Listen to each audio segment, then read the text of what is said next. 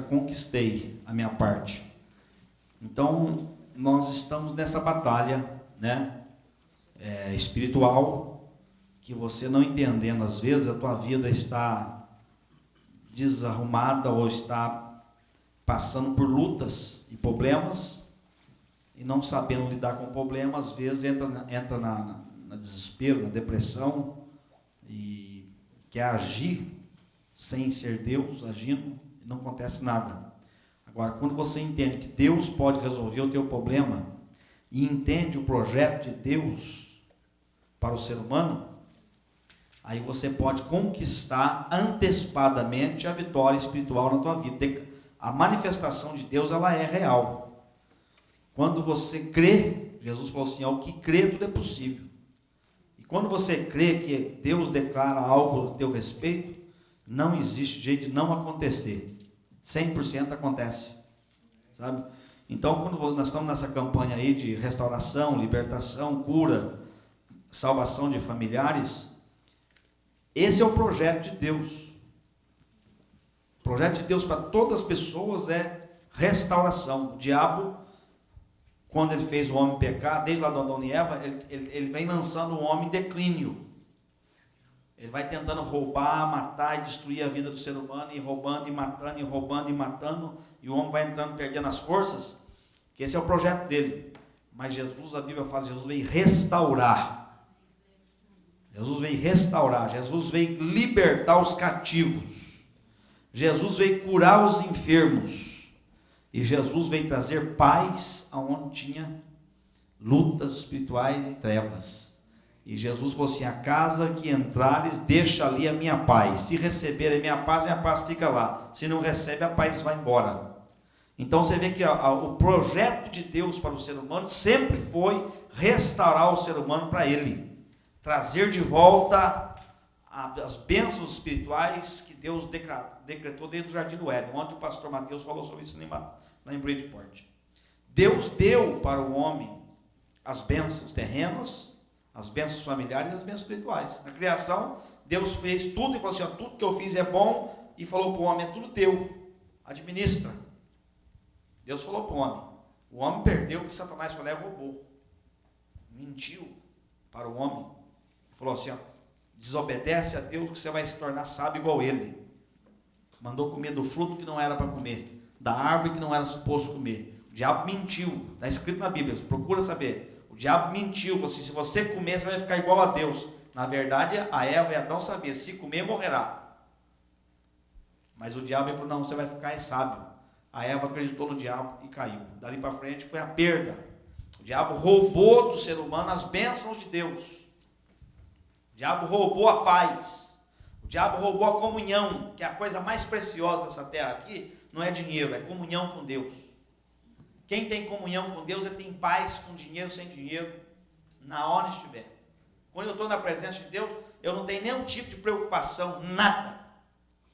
Nada me abate. Porque quando a revelação do Espírito de Deus bate no meu coração, eu já sei o que vai acontecer. É diferente de quem não tem relacionamento, quem não dorme de noite. O que será amanhã? O que eu vou fazer amanhã? O que vai acontecer? O que vai acontecer com meu filho, com a minha filha, com a minha esposa? Essa doença, vou morrer, não vou morrer. Quando eu tenho a presença de Deus, eu tenho 100% garantido que eu não vou morrer antes da hora. Eu já sei disso. É diferente. Entende? Então, a revelação do Espírito, por isso que Jesus deitou na tempestade e dormiu. Os discípulos quase morrendo de jogar água para fora, e o barco afundando e coisa, e Jesus dormindo. Por que Jesus dormiu na hora da tempestade? Ele tinha 100% garantido que aquele barco não afundava. E ele era um homem igual a nós, só que ele tinha a revelação do mundo espiritual. Ele tinha a revelação da comunhão com Deus. O projeto de Deus para ele era o seguinte, você vai morrer na cruz, não é no barco. Então o barco não vai afundar. Você entende a diferença de você ter a comunhão com Deus? E Elias, quando você entra aqui nessa passagem que nós estamos estudando já faz 2 semanas, que é a 1 Reis, capítulo 17, eu falei, os irmãos uns irmãos que estão pela primeira vez, Elias foi um homem que ele conseguiu fazer milagres extraordinários no Velho Testamento, sem estar escrito ainda na Bíblia que podia ser feito. Não tinha no tempo de Elias escrito na Bíblia assim, olha, Jesus ressuscita morto. Não tinha. Ele foi o primeiro. Vocês não vão falar sobre esse assunto. Ele foi o primeiro. Não tinha na Bíblia ainda uma passagem no tempo de Elias que um rio, igual o Jordão, que é da largura daqui lá na rua, lá de fora, que eu já fui lá, é largo, daqui do outro lado da rua, o Jordão é muita água. Não tinha na Bíblia escrito assim, ó, se você tocar com a capa aqui e decretar que essa água para, e vocês passam seco, vocês passam. Elias fez isso. Elias tinha que passar o Jordão na enchente, e ele tinha que passar, não tinha canoa, não tinha barco.